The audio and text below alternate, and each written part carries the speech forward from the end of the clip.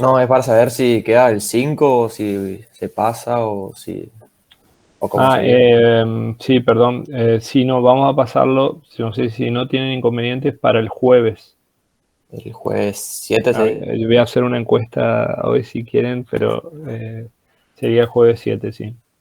Me gustaría Dale. dar bien el capítulo 8 y por ahí alguna cosita más.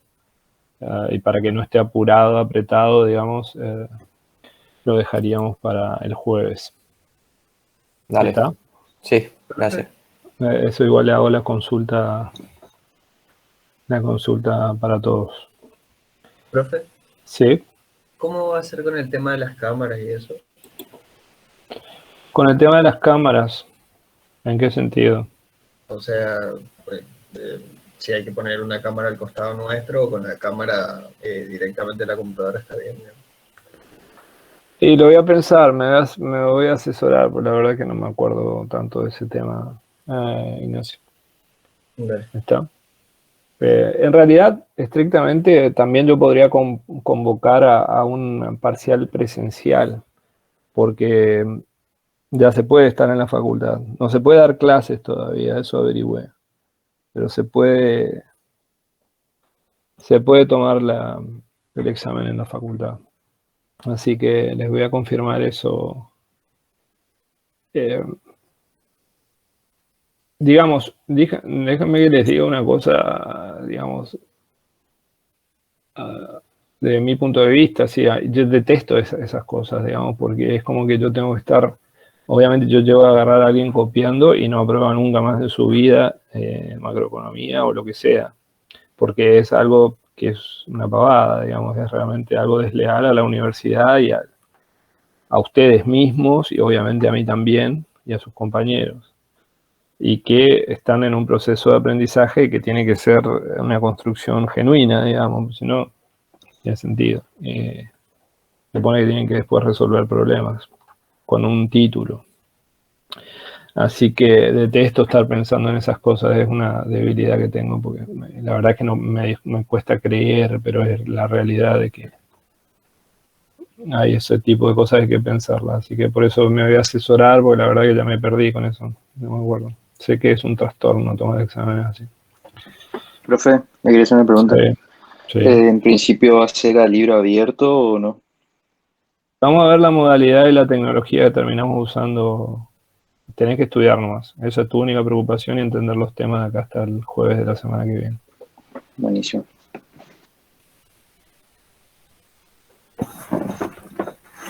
Bueno,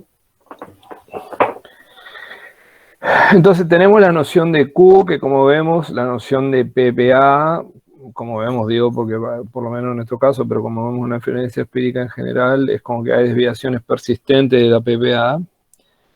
Puede haber atractores por régimen, incluso había un artículo de Ferreres en La Nación, que no lo pude encontrar hoy, pero lo iba a compartir de vuelta, que hablaba de un promedio de largo plazo, pero que no tiene mucho sentido en nuestra conceptualización, pero hablaba, bueno, con huida de capitales, el régimen, el tipo de cambio real era tal, con ingreso de capitales era tal, con tipo de términos de intercambio favorables, el nivel era tal.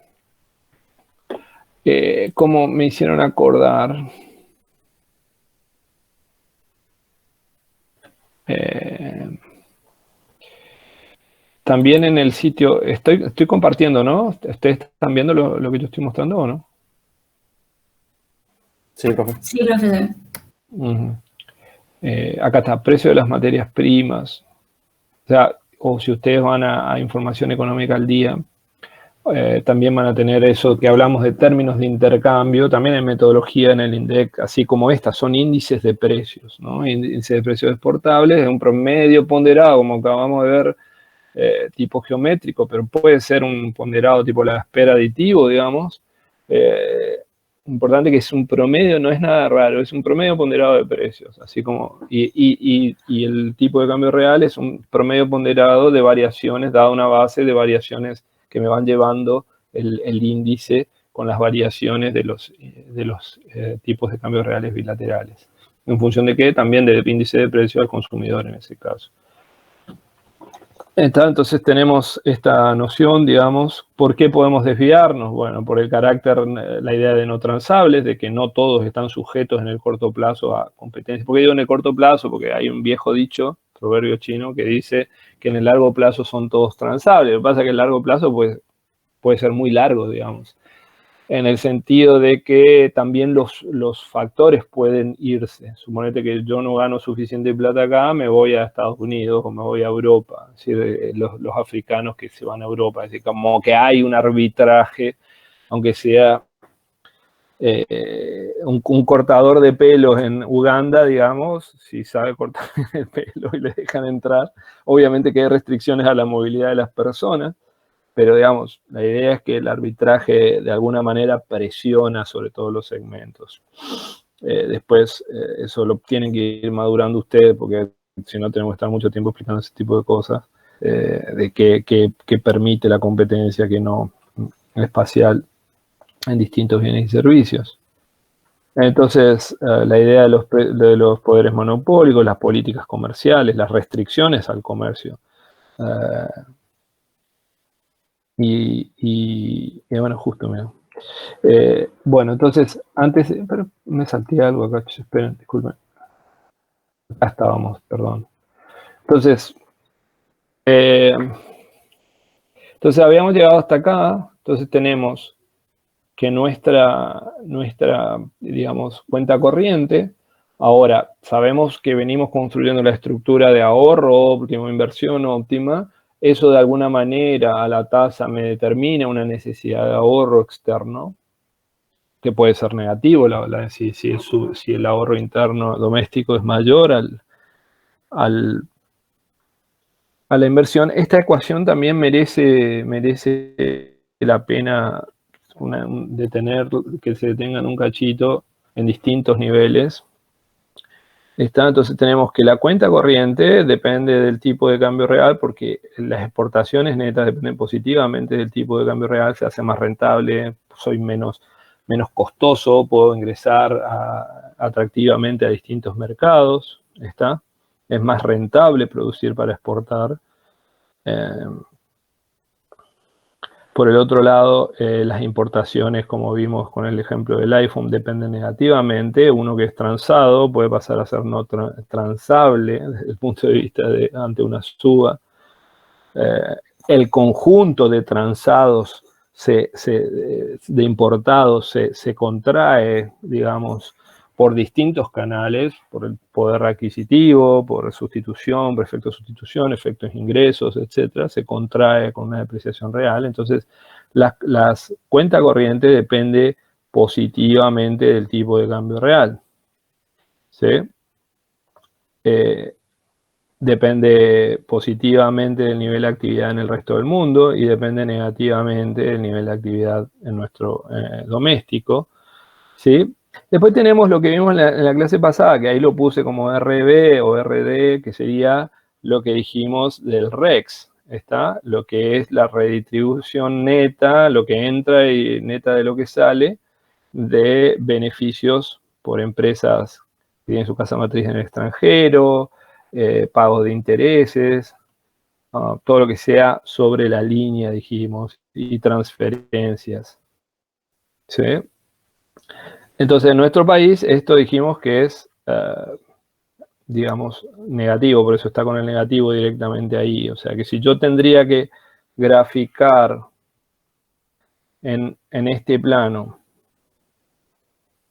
estas ecuaciones, las de arriba, graficaría la cuenta corriente a la izquierda. Acá grafico el tipo de cambio real y acá el saldo en cuenta corriente y los ahorros e inversión, ¿sí?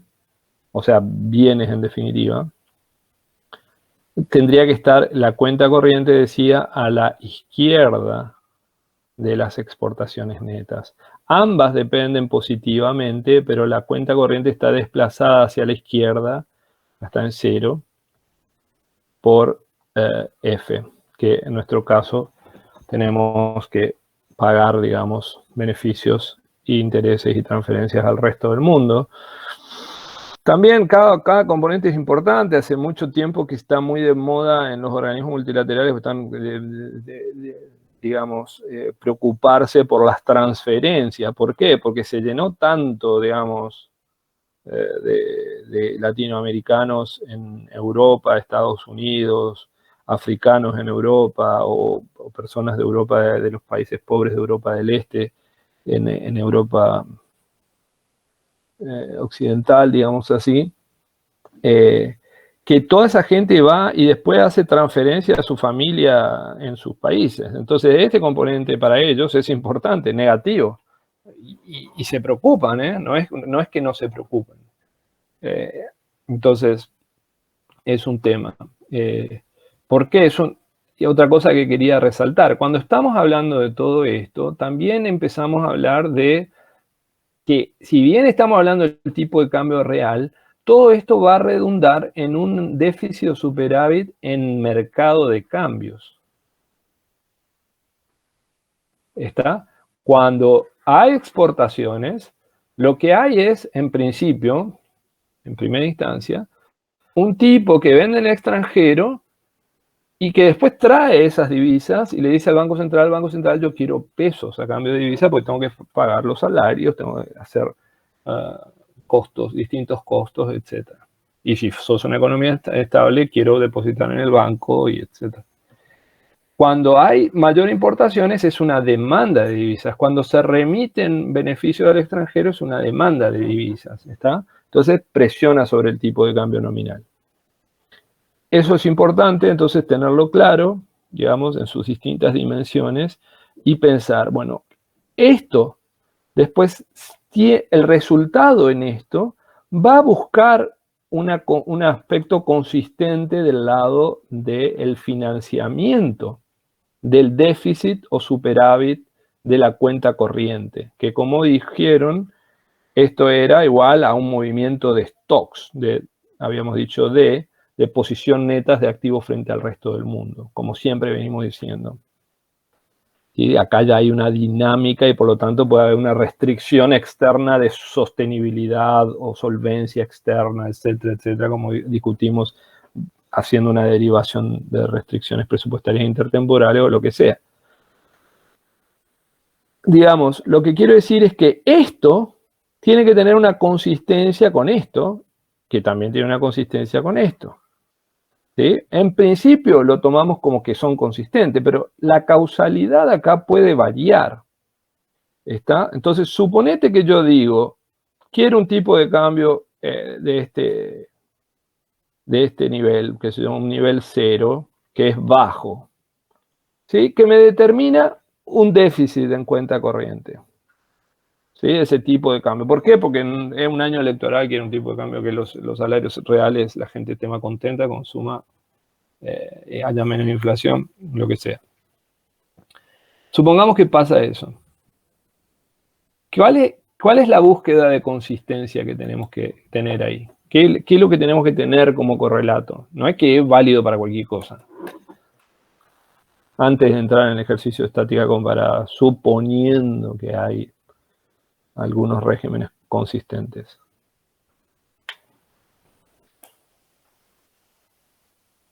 ¿Está? La pregunta, vuelvo a hacerla. Suponete que vos tenés un tipo de cambio X, digamos, lo llamamos a ese valor del índice del tipo de cambio real, lo llamamos Q0. ¿Sí? Y que con ese índice las actividades de exportación se contraen un poco, ¿sí? Hay algunas que eran exportados, ahora son exportables, no exportados, el conjunto de actividades tales que los importados, al contrario, se expanden. Ahora antes eran importables, no importados, ahora son importados. Es más grande el conjunto de sectores que está activo y las cantidades. Y eso me da un resultado negativo. Entonces,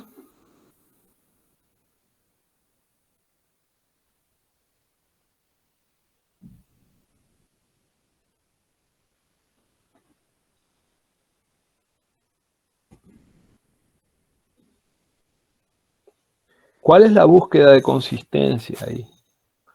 ¿Qué es lo que tiene que pasar?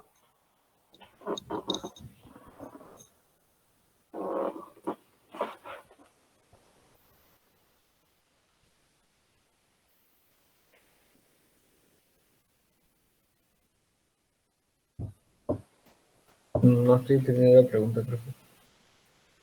Vamos a hacerlo de otra manera. Ignacio te calentó. Hoy dice, yo me quiero comprar un auto. Los precios relativos que él enfrenta, que son su salario, su ingreso, digamos, transferencia de los padres, lo que sea, esos son sus ingresos. Pero hoy se quiere comprar un auto. Ahí está. ¿Qué es lo que tiene que pasar, Ignacio? O a cualquiera.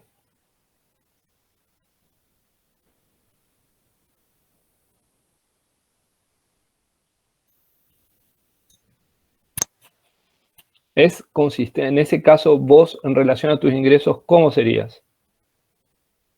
Supera en el flujo de un periodo determinado.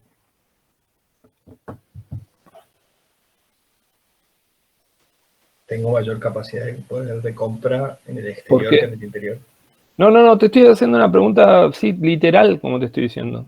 Si querés pensarla como que vos sos un país, pero yo no te estoy diciendo nada. Vos tenés tu salario, pero hoy te calentaste y dijiste, quiero comprar un auto. Me va a salir más caro. ¿Pero es posible o no? ¿Y bajo qué condiciones es posible? Para que sea posible, para que yo diga, no, para Ignacio se enloqueció.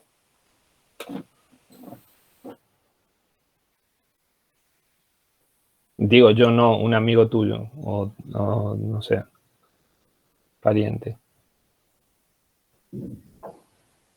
¿Sería posible si te endeudas nomás o no? Sería posible si te endeudas. Está bien, va por ahí la respuesta, o alguien te da la plata, pero eso requiere que ¿qué? O sea, lo que quiero decir es, bueno, eso. Está bien, perfecto. Tenemos dos casos. Tenemos a Ignacio que se va a comprar un auto, se quiere comprar un auto. Marina dice, bueno, eso es posible solo si se endeuda. ¿Pero eso qué requiere? ¿Depende solo de Ignacio? Que alguien te preste. Que alguien te preste. ¿Está? Entonces, lo que estamos diciendo acá no es muy distinto. Lo que quiere decir eso es que ese Q0 puede ser, digamos, observado siempre y cuando este SE esté ahí y se determine residualmente. ¿Sí? Entonces, no cualquier Q0, si SE está determinado exógenamente, ¿sí? Entonces, no cualquier Q0 va a ser de equilibrio para SE, que puede venir determinado por esto. Pero también lo mismo, yo puedo decir, no, yo quiero, dice Ignacio, no, yo quiero el auto. Entonces, en ese caso, ese sería negativo. Ahora, ese va a ser negativo para él, dado, suponete, si enfrenta precios, pero después tiene que estar este SE. Entonces uno puede mirar esto y tiene que requerir consistencias. Suponete que yo digo me caliento. No, yo no le presto nada a Ignacio. Es más, Ignacio me debe plata, que me pague él. ¿Está? ¿Es viable ese Q0?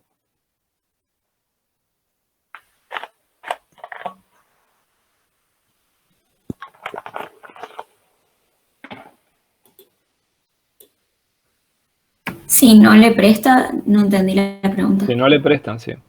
Entonces no. Entonces no. ¿Está? Entonces, bueno, eso es básicamente pensar un poco eso. Entonces, pensemos. Exportaciones netas en función de Q, CC, diferencia F, función de Q y el parámetro F. ¿Sí? Entonces recordemos que detrás de XN van a estar los términos de intercambio. Acá, ¿de qué va a depender XN? De los términos de intercambio. ¿Sí? Del nivel de actividad en el extranjero. De la estructura de demanda interna. Acá iba a decir algo. Después vamos a ver sobre eso. Acá tenemos Q, acá tenemos CC, C. Y acá la forma gráfica de determinar eso para una primera interpretación es SE acá y 0 acá. ¿Sí? Entonces SE es como que está dispuesto a prestarme, ¿no? Entonces recuerden que en este caso, pero menos SE, si está acá menos SE, es como que yo tengo un déficit y por lo tanto SE es positivo. O sea, tengo financiamiento y por lo tanto tengo una acumulación de deuda neta frente al resto del mundo. Estoy vendiendo activos domésticos frente al resto del mundo. Entonces, básicamente lo que estoy diciendo acá es que partiendo de esa ecuación que estábamos, acá justo coincidió, pero esta es la que determina, ¿no es cierto?, la necesidad corriente con el financiamiento bajo la línea me va a determinar, no en este punto quiero decir, sino en la proyección a la ordenada, el Q de equilibrio. ¿Está? Entonces, en función de eso, todo lo que afecte el movimiento en SE, que puede venir del lado de S menos I, como algo que viene dependiendo más de R u otras variables, o políticas, lo que sea, y lo que hay detrás de la cuenta corriente, usted tiene que pensar qué se mueve en este plano y qué es un movimiento exógeno. ¿Está? La otra cosa que quería decir antes de avanzar, y después lo vemos un poco más en detalle si quieren, es si la estructura de una economía va a ir variando, la estructura de la economía, estoy diciendo, que es importante como concepto, no está en el libro, pero es importante que ya lo entiendan, lo empiecen a masticar, es como que de golpe yo tengo que ver que tengo que estar en equilibrio con el resto del mundo, ¿no? Ahora, si yo me aprecio el tipo de cambio real, ¿sí?, un tiempo prolongado, por ejemplo, en el periodo de convertibilidad, en ese proceso de apreciación real, las actividades, algunas actividades dejaron de ser rentables, cerraron, digamos, se fueron, lo que sea. Entonces, el sector transable, cuando es muy alevoso el desalinamiento, pero en general, digamos, dijimos, cuando está desalineado, en particular, el conjunto de producción transable de un país, se contrae. Por oposición, lo que es no transable tiende a expandirse un poco, ¿no? A las actividades de servicio, siempre que no entres en recesión y que tengas financiamiento casualmente externo, sí, o que no tengas un problema externo, porque podemos ver que puede producirse por distintas razones. Entonces, mi punto es que si después vos necesitas una corrección, digamos, de tu exportación, necesitas generar, de golpe necesitas divisa, porque el que te prestaba ya no está más, o lo que sea, necesitas contraer importaciones y expandir tus exportaciones. Entonces, como tu sector se contrajo mucho, productor de transables, entonces el esfuerzo que va a tener que hacer para generar, como es en proporción mucho más chiquito, va a tener que ser mucho mayor o va a tener que tardar mucho más tiempo para reaccionar. No es trivial que haya desalineamientos prolongados del tipo de cambio, porque va moviendo la estructura hacia dónde se orienta la economía. ¿Estamos? Entonces, este es el gráfico de esta parte en términos operativos para el libro. Entonces tenemos esta ecuación, hay que estar pensando qué es lo que hay detrás. ¿Está? Ahora sí, entonces, esto es lo que ya hablé recién. Entonces vamos a una estática comparada básica. Una expansión fiscal dado ese marco. Entonces, ¿cuál es el efecto de una expansión fiscal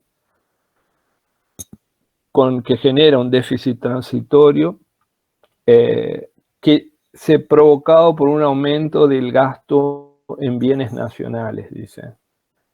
Bienes nacionales, entendido pues, puede ser empleo público, puede ser cualquier ítem de gasto que no sea un bien importado directo, por ejemplo, compra de trenes. Está entonces, ¿cuál es el canal de relaciones? Aumenta G, ¿sí?, aumenta el déficit fiscal. Eso lo sabemos. Entonces, de ese lado, aumenta el déficit fiscal, por lo tanto se reduce el ahorro. Por ese lado, entonces, aumenta la necesidad de financiamiento externo, porque reduce, o sea, aumenta la necesidad de financiamiento en el agregado.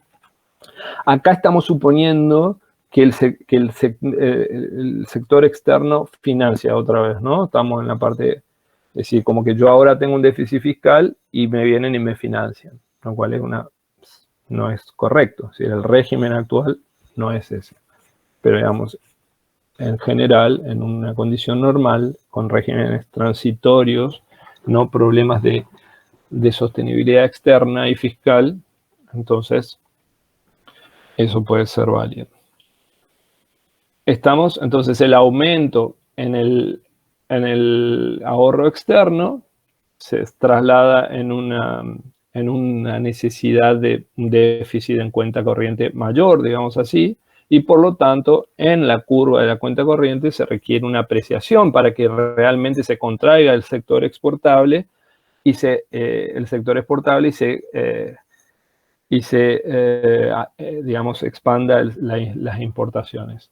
¿Sí? O sea, ven acá que hay un shock de G que genera una necesidad de financiamiento, ¿sí? Esa necesidad de financiamiento que es atendida, y esos canales todos son claves y son con los supuestos correspondientes sobre el régimen macroeconómico, termina generando, no puede desplazar directamente la curva en términos del modelo que venimos manejando de cuenta corriente, porque no es que actúa directamente sobre exportaciones, cantidades exportadas y en forma directa y cantidades importadas en forma directa, sino que tiene que inducir ese movimiento a partir de variación del tipo de cambio real. Entonces, la variación del tipo de cambio real es la que va a provocar, digamos así, o es la que se requiere, para provocar el cambio en el saldo de la cuenta corriente.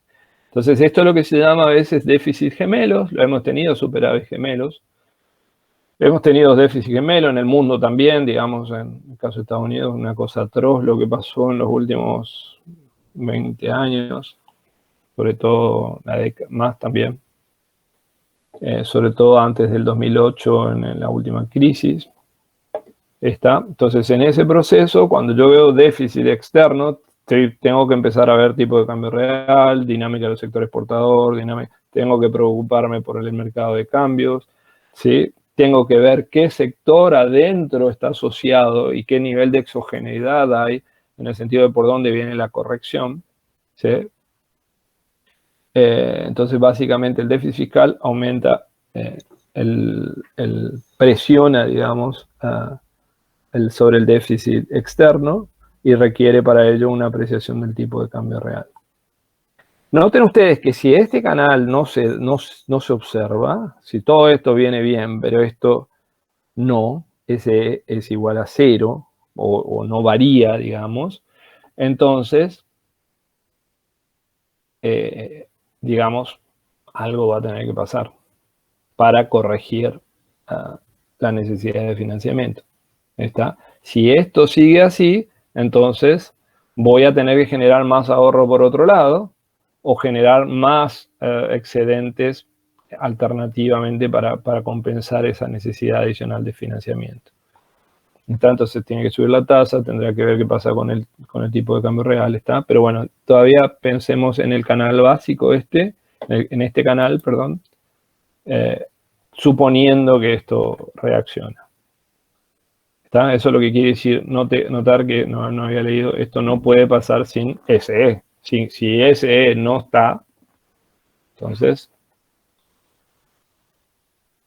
esa apreciación no se puede dar.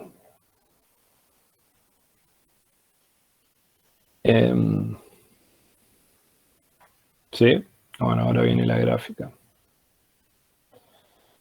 Básicamente eso es lo que está pasando. Entonces, fíjense que no varió X ni N, sino que varía G, que no actúa directamente sobre X y sobre M, y sí actúa como resultado fiscal, y por lo tanto requiere un financiamiento ceteris paribus si no hay financiamiento. Recuerden que la tasa de interés acá está dada, por eso también estamos jugando con eso, como que está exógeno, porque ni el ahorro ni la inversión, si no se mueve la tasa de interés, van a variar.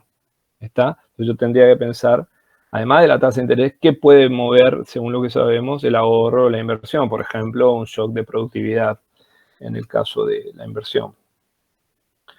¿Está? Entonces, esto es lo que pasa con gráficamente con una expansión fiscal sin financiamiento en bienes domésticos, una apreciación del tipo de cambio. A esa apreciación del tipo de cambio se puede dar sí, solo si hay financiamiento, un movimiento de la disponibilidad de financiamiento disponible, que en este caso se produce sin fricciones.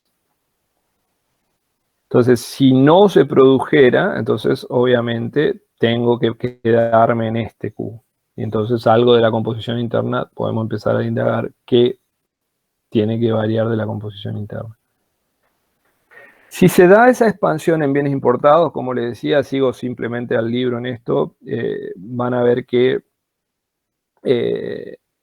digamos, es como que actúa un shock exógeno en las importaciones, en la demanda de importaciones. De golpe, para el mismo tipo de cambio real, se mueven las importaciones, ¿sí? Porque G no responde al tipo de cambio real, es exógeno. Se comporta como exógeno para el tipo de cambio real, decidieron cambiar los subtes que se dio en Buenos Aires, como ha pasado después de un accidente que hubo. ¿Está? Entonces, básicamente, ¿qué es lo que tenemos acá? Entonces, hay una caída en el ahorro, porque otra vez no está financiado. Entonces, por lo tanto, se tiene que mover el ahorro y se tiene que mover el ahorro externo en el mismo sentido, pero en forma contemporánea se mueve también hacia la izquierda la curva de demanda, la curva de exportaciones netas. ¿Está? Entonces, básicamente, eso es lo que estamos mostrando acá. Como la necesidad, ceteris paribus, ¿no? En este modelo simplificado, como la necesidad del ahorro es justamente adicional, es justamente lo que estoy comprando, el shock de gasto, y como el efecto exógeno sobre las importaciones, en este caso es exactamente el efecto de las importaciones exógenas del gasto, entonces esos dos efectos se neutralizan en términos de efecto sobre el tipo de cambio real.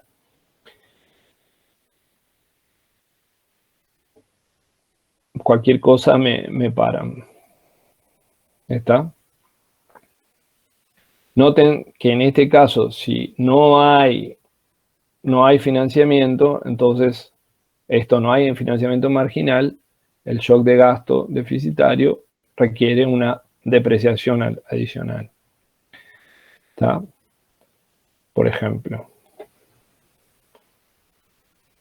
Bueno, algunos lo pueden ver ustedes, por ejemplo básicamente, fíjense que aranceles sobre las importaciones es también un shock exógeno sobre las importaciones. Ceteris paribus, me bajan las aranceles, es como si fuese una mejora en el precio de los bienes que importo, entonces la demanda aumenta en forma exógena en ese plano, que no necesito una alteración del tipo de cambio real, para que eso se produzca, es decir, en forma exógena aumentan las importaciones y por lo tanto hay un desplazamiento hacia la izquierda. Esas son las formas de pensar. No estoy agotándome en el ejemplo, sino tratando de ilustrar la forma de pensar este tipo de cosas. ¿Está? Entonces, con compensaciones quiere decir, que hay movimientos en los impuestos compensatorios para que esa rebaja de aranceles no me afecte el resultado fiscal. ¿Está? Por eso acá, con esa idea de compensación, la rebaja de aranceles no implica una alteración de la función de ahorro. ¿Está? Por lo tanto, no hay variación en SE, pero aumenta las importaciones. Para que ese aumento de las importaciones, dado que yo no quiero financiamiento adicional en mi decisión de ahorro e inversión, ¿sí?, se pueda producir sin necesidad de financiamiento adicional, entonces tiene que aumentar las exportaciones, por lo tanto se tiene que producir una depreciación del tipo de cambio real. ¿sí? Gráficamente, básicamente, perdón, es este el caso. Se produce un desplazamiento, SE se queda planchada donde está, entonces ese shock externo sin financiamiento adicional implica una depreciación del tipo de cambio real. Depreciación del tipo de cambio real, recordemos que implica movimientos de precios relativos, salarios reales, primero nominales y después relativos, ¿no? En términos de tipo de cambio nominal, potenciales presión inflacionaria si hay un traspaso, aunque sea parcial. Está, bueno, ustedes pueden leer esto sin problemas, se los dejo. Este puede ser más interesante, las caídas o transitorias y permanentes de términos de intercambio, por ejemplo, en este caso, una caída permanente del término de intercambio. Recuerden que eso, por ejemplo, lo que pasó hace un año, e incluso es interesante estar atento en eso. Hay un problema bastante severo en algunos países, por ejemplo, de Europa, por una suba bastante importante del gas, el gas natural. Ustedes saben que el gas natural, mucha de la energía eléctrica que se consume incluso en nuestro país, en realidad se quema, tra virgolete, en el sentido de que hay plantas que realizan un proceso de combustión de combustibles fósiles. Es decir, no es que todo viene de la energía eólica, hidráulica y solar, digamos. Hay energía nuclear y hay energía eléctrica que se produce a partir de combustión de combustibles fósiles. En el caso de europeo, una parte también, digamos, y hay un problema que está subiendo muy fuerte tanto el petróleo como el gas natural. Y entonces, eso a algunos le va a hacer un deterioro y a otros le va a favorecer. Nosotros con Vaca Muerta, el desarrollo de Vaca Muerta, estamos, obviamente ambientalmente es una cagada, en cualquier caso, pero en términos de estos riesgos externos, hasta puede ser un shock positivo. Entonces, bueno, en este caso, para seguir con el libro, entonces, pero ustedes pueden pensarlo al revés, distintos puntos de vista. Entonces tenemos una caída permanente de términos de intercambios que implica que ceteris paribus hay una caída del valor de las exportaciones o una suba de la relativa, ¿no? Siempre del valor de las importaciones, sin ajuste de cantidades. ¿Está? Entonces eso hace que se desplace otra vez hacia la izquierda la curva CC, digamos, y por lo tanto, si no varía nada, porque ahí no varió nada del ahorro y la inversión, en principio, salvo que una caída en el término de intercambio, por ejemplo, reduzca la inversión en los sectores esos. Pero bueno, en principio, entonces eso implica gráficamente un desplazamiento de la curva CC hacia la izquierda, y como ese está fijo, entonces el tipo de cambio real de equilibrio sube. ¿Estamos? Básicamente eso es lo que dije. Lo mismo. Note que si R sube, por ejemplo, porque aumenta la percepción de riesgo o lo que sea, pueden ocurrir dos cosas. Puede haber una brecha de tasas con el extranjero y pueden ingresar ahorros externos, ¿sí? En ese caso se desplazaría levemente con un déficit para financiar un shock transitorio adverso, por ejemplo, o puede aumentar y caer la inversión y aumentar el ahorro, ¿está? Doméstico, y por lo tanto va eventualmente a ocurrir algo en el medio de equilibrio que va a implicar un punto intermedio entre una depreciación sin movimiento de la SE que con movimiento de la SE. Eso es simplemente también extensión. Una vez que entendieron el supuesto básico, el modelo en el supuesto básico, después se puede pensar un poco. Esto sí, que digamos, generalmente cuando hay caída de los términos de intercambio, hay alguna caída en el nivel de actividad, hay caída de la inversión, sí, sobre todo si es persistente el shock. ¿Por qué? Porque eso ya me afecta a mis flujos de fondo que vimos en el capítulo 4 a futuro, entonces algunos proyectos dejan de ser rentables. Pero en principio, tenemos este efecto nada más, siguiendo literalmente los supuestos de los modelos que venimos tratando sin fricciones.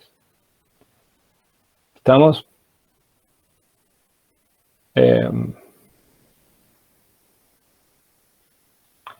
Bueno, este es un tema interesante también. Sigo el libro en esto, pero también una parte está en el capítulo 20 de la publicación tradicional, que es la curva J, que está tomado como una...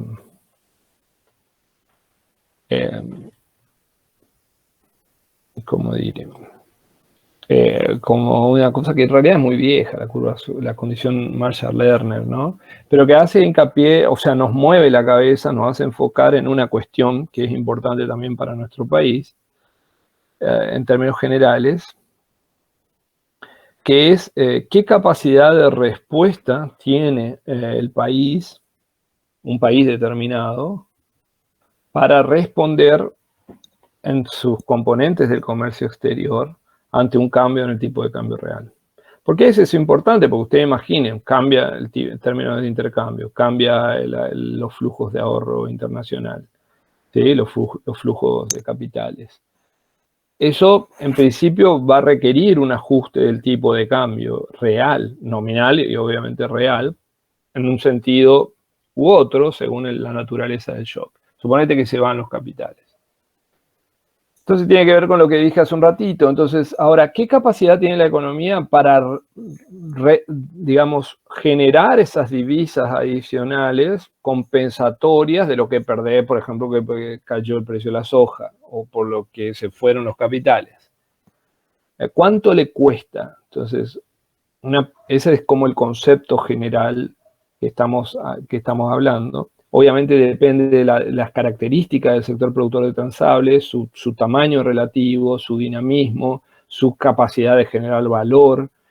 Y cuando vos por el otro lado tenés estructuras desbalanceadas, dicen los estructuralistas latinoamericanos, pero digamos, de alguna manera, en cualquier enfoque es válida la apreciación. Tenés, por ejemplo, la estructura de exportaciones se tiende a concentrar en periodos de apreciación real en sectores tradicionales, productores agropecuarios, productos agropecuarios de base primaria, que son commodities, no tienen mucho margen, no pueden responder demasiado a fluctuaciones del tipo de cambio real, salvo en algunas tierras periféricas. ¿Por qué? Porque la dotación de tierras es fija. En general, cuando el factor es fijo, las oscilaciones de tipo de cambio y de precios de términos de intercambio, precios de commodity, etcétera, se trasladan a renta de la tierra, a rentabilidades, a renta, porque el arrendatario capitaliza de alguna manera esas rentas, lo traslada al alquiler, digamos, o aparte a los beneficios de los que producen o a los productores propietarios. Pero al valor de la tierra, en todo caso, va porque es el que genera el stream o el flujo de fondos futuros asociados a esa actividad. Por el otro lado, si vamos por el lado de la importación, vimos que acá, digamos, los bienes intermedios para producir algunas cuestiones básicas son pesados en términos de la estructura de importación. Entonces, en determinados países no es tan fácil.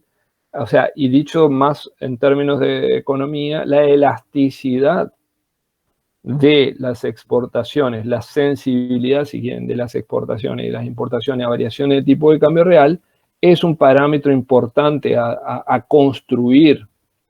Digo construir porque, como les digo, si uno no establece un marco adecuado para comercio exterior, entonces la elasticidad de corto plazo puede ser muy baja. ¿Estamos? Entonces, básicamente lo que dice acá es si ceteris paribus, entonces las variaciones de tipo de cambio real impactan directamente sobre el valor de en impacto me pega más sobre las importaciones, ¿no es cierto? Si evalúo todo en términos de precios domésticos. Puedo alterar esto evaluando distintos los precios de las exportaciones y las importaciones, digamos, ¿no? Pero este es un simple pasaje de términos para discutir eso. Entonces, si yo tengo que hacer esto, la variación, la fórmula de la variación que se llama la condición Marshall-Lerner, de decir, bueno, ¿qué pasa ante una devaluación? Lo que tendría que pensar es cuánto de esa devaluación, por un lado, se traslada a una variación del tipo de cambio real, antes de poner la condición Marshall-Lerner. Ese sería un primer concepto importante que tiene que ver con lo que vinimos discutiendo al principio de la clase. ¿Cuánto de esa devaluación o depreciación se va a precios y cuánto efectivamente modifica precios relativos y rentabilidades relativas, o sea, afecta al tipo de cambio real? En un contexto superinflacionario donde una devaluación termina trasladándose bastante rápido a nivel general de precios, entonces el movimiento de precios relativos es muy poco, incluso a veces, como vimos, al revés, termina saliendo, si no se corrigen los problemas al interno.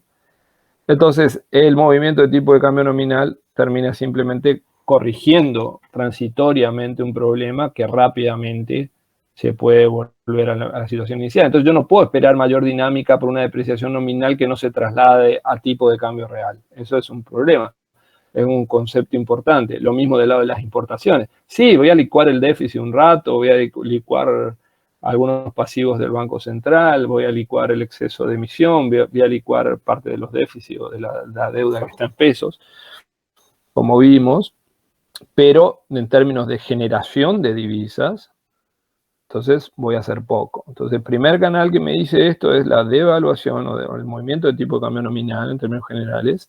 Para evaluar su impacto tengo que ver primero de qué depende esto. Sí, puedo provocar una recesión, porque obviamente puedo generar una caída del tipo de cambio del salario real y por lo tanto una reducción de las importaciones. Generalmente el canal más efectivo históricamente. ¿Está? Entonces, una vez que tenés esto, después tengo que analizar qué sensibilidad tienen las exportaciones y las importaciones a esa variación, o la variación que llegaste a conseguir. Y después tenés que pensar, bueno, yendo más a lo que vimos antes, ¿vale la pena que me ponga a exportar si yo creo que el movimiento de tipo de cambio real que estamos consiguiendo va a ser efímero? ¿Vale la pena que mande gente al exterior a misiones comerciales o me quedo nomás con mi planta como está y orientado al mercado interno? Entonces, ¿por qué digo esto? Porque por ahí no se resalta suficiente en el capítulo, que es dentro de las teorías, digamos así, más, si se quiere, apuntadas a los problemas argentinos, pero no solo, también a las buenas experiencias en algunos países y algunos otros casos de recomendaciones a otros países con problemas análogos a los nuestros. Entonces, no es solo la variación del tipo de cambio nominal, ni siquiera mucho menos tampoco el movimiento, el cambio del tipo de cambio real, sino es el nivel estable del tipo de cambio real relativamente compatible con un perfil externo más dinámico, con exportaciones más diversificadas, con estructuras. Pero no pasa por alteraciones o por pelearse con los importadores. Todo eso hay que hacerlo, se hace permanentemente en todos los países. Hay ámbitos de resolución de conflictos como la OMC, etcétera, que van a haber en comercio internacional. Pero, digamos, dado eso y dado los marcos, después hay que tener una estructura que permita una acumulación de aprendizaje y de inversiones y de capitales humanos, etcétera, en los sectores un poco más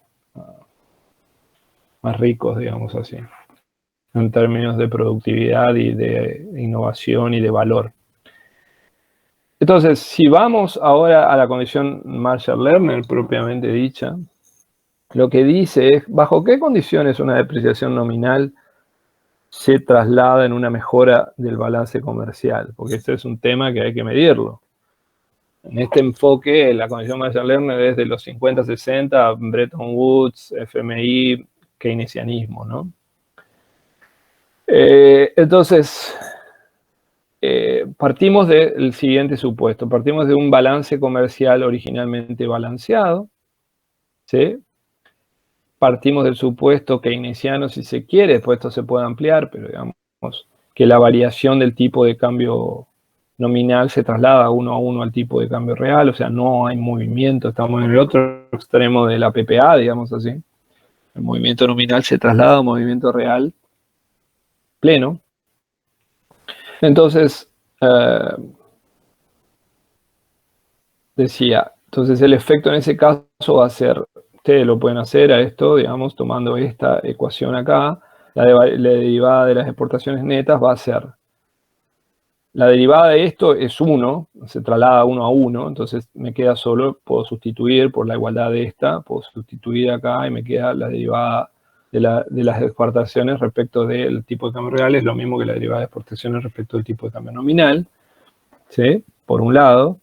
Después la derivada del primero por el segundo sin derivar, acá, por menos la derivada del segundo por el primero sin derivar. ¿Sí? Después hay un truquito que acá era dividir y multiplicar todo por exportaciones sobre tipo de cambio nominal sobre exportaciones, tipo de cambio nominal sobre exportaciones. Pero tipo de cambio nominal sobre exportaciones es otra cosa que las importaciones, por este supuesto de que partimos de una posición balanceada. Entonces esto se hace 1, ¿sí? Y como acá tenemos E, el tipo de sobre las exportaciones es igual a M, entonces puedo expresar en vez de E sobre X directamente 1 sobre M, ¿sí? Entonces, lo que sí llegamos acá a la conclusión es que esto, la derivada, el signo de la variación del balance comercial, va a ser esto menos 1 menos esto. Esto no es otra cosa que la elasticidad de las exportaciones al tipo de cambio nominal real, y esto no es otra cosa que la elasticidad de las importaciones al tipo de cambio, o sea, variación porcentual, infinitesimal, pero porcentual al fin de las importaciones, esto sobre esto, variación porcentual del tipo de cambio nominal, que es igual al tipo de cambio real en este caso. Entonces fíjense que sacamos el 1, entre comillas, ya estoy hablando mal, para el lado derecho, sumamos a ambos lados de la desigualdad 1, y me queda esta condición, que es la condición de Marshall-Lerner, que simplemente dice que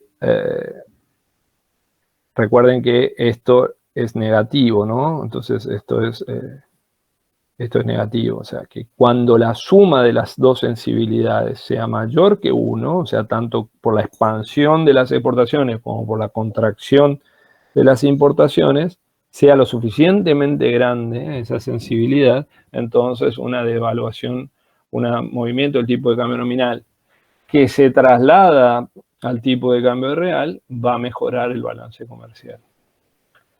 ¿Estamos? ¿Alguna pregunta? Entonces todo este... ¿Cómo? ¿Podría repetir lo último que dijo, por favor? Sí, sí. Esto en realidad lo pongo porque aparece en el capítulo, pero después se va, ¿no? Y estamos hablando de tipo de cambio nominal y real, entonces es importante terminarlo. Entonces, básicamente lo que dice esto es que si el tipo de cambio nominal, para que el balance comercial mejore, esto es sí, solo sí, la sensibilidad de las exportaciones a la variación del tipo de cambio real nominal tiene que ser lo suficientemente grande, y de las importaciones en conjunto. Es decir, si vos tenés unas importaciones muy rígidas, ¿no? Suponete que esto es 0, entonces toda la carga de la mejora va a tener que pesar sobre las exportaciones, la elasticidad de las exportaciones, ¿sí? Lo otro que quiere decir es que de alguna manera esto se da con una devaluación de un 1%. Si vos tenés un objetivo de mejora acá, ¿sí? Entonces lo que quiere decir es que el porcentaje de depreciación va a tener que ser mayor, que es un poco lo que estábamos hablando antes. Depreciación real. ¿Está? Entonces es importante en general el concepto de elasticidad en economía. Por ejemplo, elasticidad del consumo de la inversión a la tasa de interés, es un concepto también mal utilizado por analistas y por hacedores de política económica en distintos periodos y también desde el punto de vista del otro precio relativo importante que estamos aprendiendo, que es el tipo de cambio real. Entonces hasta acá vimos esta noción como está planteada en el capítulo, pero les pediría particularmente que reflexionen sobre, en este nivel que tratamos de hacer en la clase, sobre la importancia de los supuestos, la importancia del tipo de cambio real, qué estamos hablando cuando hablamos de tipo de cambio real. Por ejemplo, hace tiempo atrás, Matías Higgins también va a ser profesor de ustedes, o ya fue de estadística y también en econometría, hicimos de la mano de un trabajito, por ejemplo, de Melitz, en base a un concepto de Krugman, de aglomeración, digamos así, nueva geografía económica.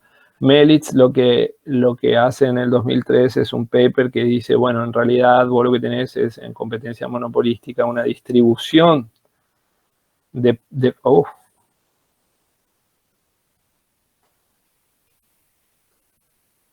una distribución de, digamos así, productividades, llamémosle productividades. Cada firma tiene su parámetro de productividad. Entonces, esta función que decíamos hoy, el margen sobre los costos marginales, va a ser así.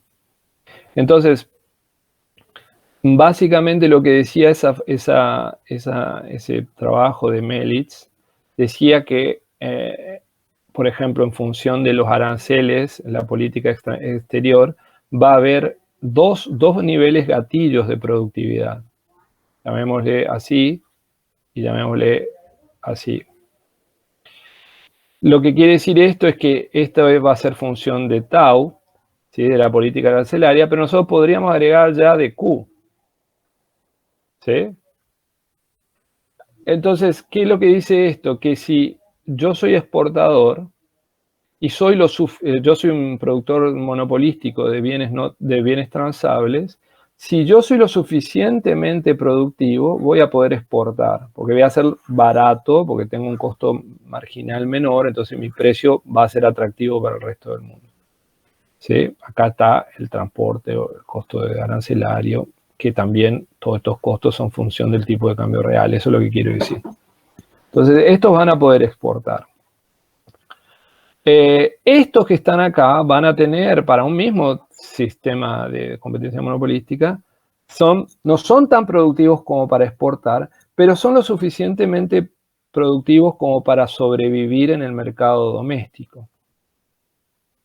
Y estos que están acá son muy poco productivos y entonces no soportan la competencia internacional. Tienen que fijar precios demasiado altos, tienen que su market share, su tamaño, su participación en el mercado se contrae, entonces no pueden soportar los costos fijos. Se mueren. Pero, profe, eso que dijo recién, ¿tampoco pueden ir al mercado doméstico? No, porque no tienen suficiente demanda, porque tienen que fijar, como tienen esto muy bajo, tienen que fijar precios muy altos, ¿sí? La demanda se les contrae mucho, su participación en el mercado es muy baja, y cuando reemplazan en la condición de beneficios, los costos fijos le determinan un beneficio negativo. Okay. Entonces tienen que cerrar. ¿Por qué digo esto? Porque ustedes pueden pensar en esto como algo que se va moviendo todo el tiempo. Te viene una pandemia, se te cayó la demanda, te viene, no sé, una devaluación, te viene un shock financiero, un shock de tasa, de costos, te viene un salario real alto, asociado a un tipo de cambio real alto. Entonces, en definitiva, lo que quiero decir es que es como que estas líneas se van moviendo, ¿sí? Se van moviendo, y cuando se produce un proceso de apreciación, se mueven en este sentido. Se puede mover más o menos según la estructura, ¿no? Entonces, cuando se produce una apreciación, el sector exportador se contrae, la masa de empresas que exporta bienes diferenciados, porque a eso estamos hablando cuando hablamos de competencia monopolística, se contrae, la masa de empresas que produce o resiste en el mercado doméstico también se contrae, y la masa de empresas que no solo transables, sino que hubiesen existido, pero en los bienes transables, pero no, ya son transables como categoría también, porque no están ni siquiera viviendo, pero potencialmente podrían estar, aunque ni siquiera comercien en el mercado exterior, se mueren más. Entonces, si uno va a los datos, en ese paper, por ejemplo, que nosotros hacemos, eso se ve, no somos lo únicos en hacerlo, se ve para el caso nuestro, que es difícil encontrar una aplicación regional en Argentina y en particular vinculada a las economías nuestras. Entonces, lo que vemos nosotros en el periodo de 2003 para acá, que se produce una apreciación continua, digamos, que los sectores más intensos en tecnología, más diferenciados, se contraen más rápido. Se contraen más rápido, sobre todo en la periferia, y ahí podemos, no hay una identificación causal de eso, pero podríamos decir porque las empresas de acá son más chicas, son más informales, tienen más restricciones de acceso, son más chicas, entonces cuando le contrae la escala, más rápido se topean con la restricción de costos fijos y ese tipo de cosas. Es decir, entonces, ¿por qué digo esto también? Como para que si a alguien le interesa, hay mucha literatura muy interesante sobre esto. Y, digamos, es algo concreto, digamos, afecta al perfil de desarrollo y de desempeño productivo y socioeconómico. Lo otro para terminar la clase de hoy que les quería comentar, o sea, yendo así como vimos,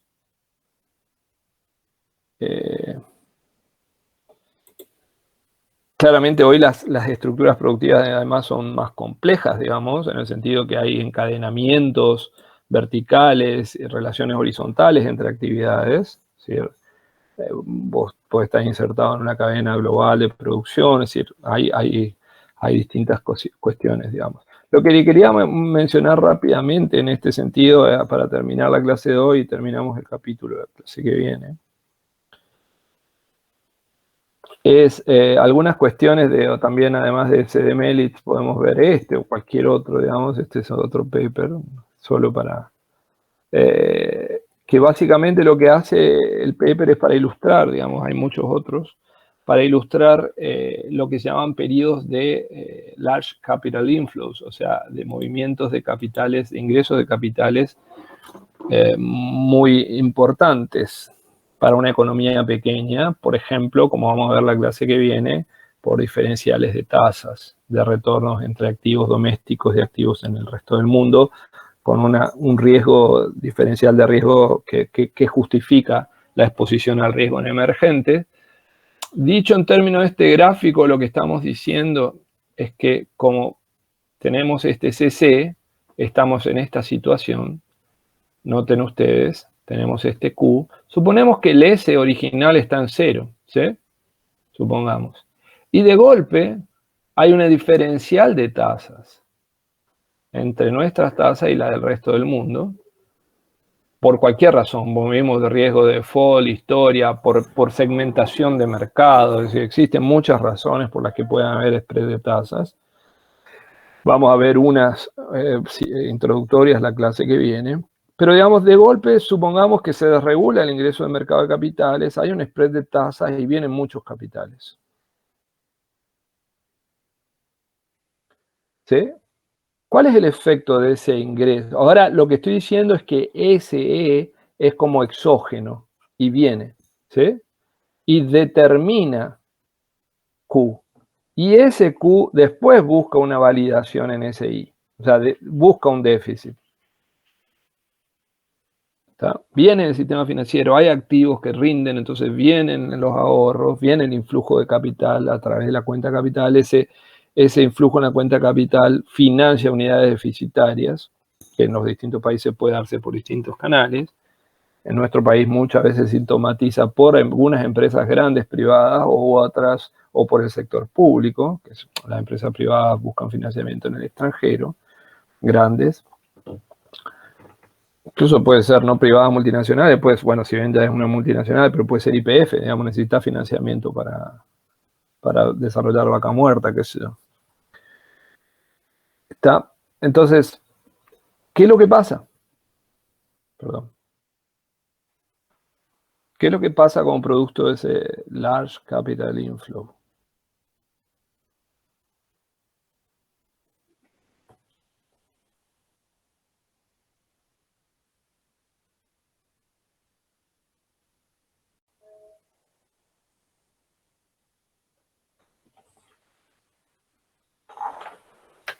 Chicos, ¿los perdí? ¿O los perdí en otro sentido? Sí, yo me perdí, profe. Sí, profe, yo también. Bueno, entonces, me mando un mensaje.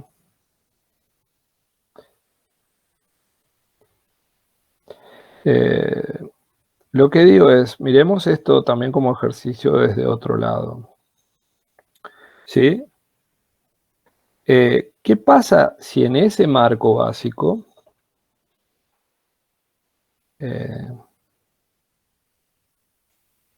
disculpen, si en este marco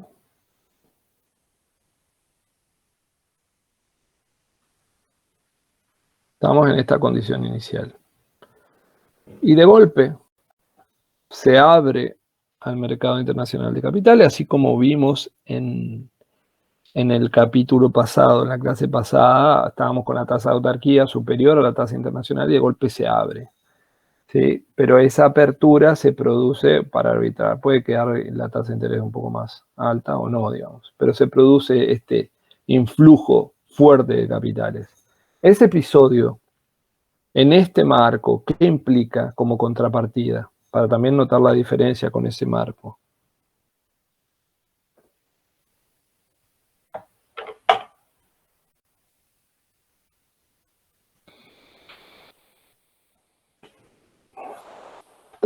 ¿Se entiende esto, no?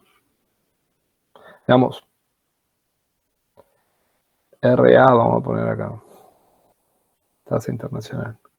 Si quieren, para verlo de esa manera. Puede ser con otra historia, digamos, pero ya que me acordé de capítulo 7, habíamos visto.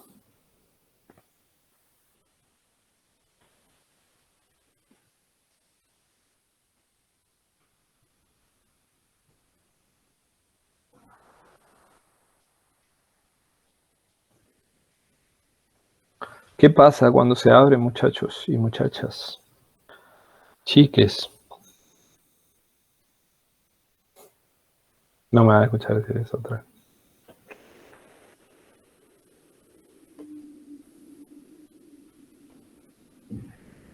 ¿No?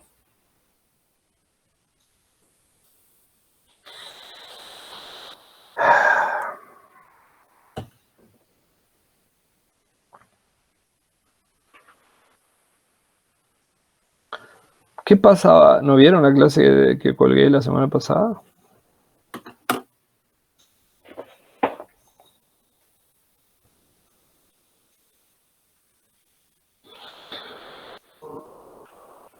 ¿Eh?